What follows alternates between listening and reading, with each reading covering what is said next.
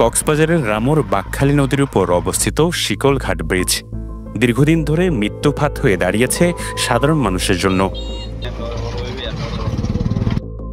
সংকীর্ণতা, জীর্ণ লোহার পাত আর মাঝখানের বিশাল ছিদ্রগুলো এই ব্রিজটিকে প্রতিনিয়ত আরও বিপজ্জনক করে তুলছে। প্রতিদিনই ঘটছে দুর্ঘটনা। মোটরসাইকেল, টমটম কিংবা সিএনজির চাকা আটকে গিয়ে পড়ে যাচ্ছে চালক ও যাত্রীরা। প্রতিদিন ঘটছে 6 থেকে 7টি ছোট বড় দুর্ঘটনা। এই দুর্দশার মাঝেই পাশে নির্মিত হচ্ছে নতুন একটি সেতু, কিন্তু সেই সেতুর নির্মাণ কাজ চলছে ধীর গতিতে। যানজট এখন নিত্যদিনের সঙ্গী। ঘন্টার পর ঘন্টা আটকে থাকছে যান চলাচল।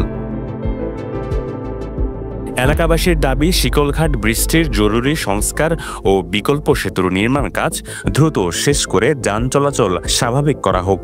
এটা শিকলঘাটের ব্রিজ, আমরা অত্যন্ত কষ্ট পাচ্ছি। এখানে গদ্যতে এই চাক্কায় ঢুকে যাচ্ছে, আমরা সেবা পাচ্ছি না। এই ব্রিজটা দ্রুত কাজ করে শেষ করে দিলে আমরা অত্যন্ত খুশি হব। চাক্কা পড়ে গিয়ে হলে গাড়ি বাজে গিয়ে তারপর তাড়াতাড়ি নামিয়ে তারা তুলে দিলাম। এই ব্রিজের মধ্যে সবসময় দুর্ঘটনা ঘটে।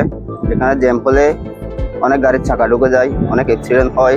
আজকে সকালেও সেম এরকম একটা দুর্ঘটনা হয়েছে। ভেঙে গেছে, এরপর পিছনে ভেঙে গেছে, সব জায়গায় ভাঙা। এর জন্য একটা গাড়ি আরেকটা গাড়ির সাইড দেওয়ার জন্য ততটুকু জায়গা নেই। এই জন্য মনে করেন গাড়ি অ্যাক্সিডেন্ট হওয়ার সম্ভাবনা বেশি। News desk, Penowa.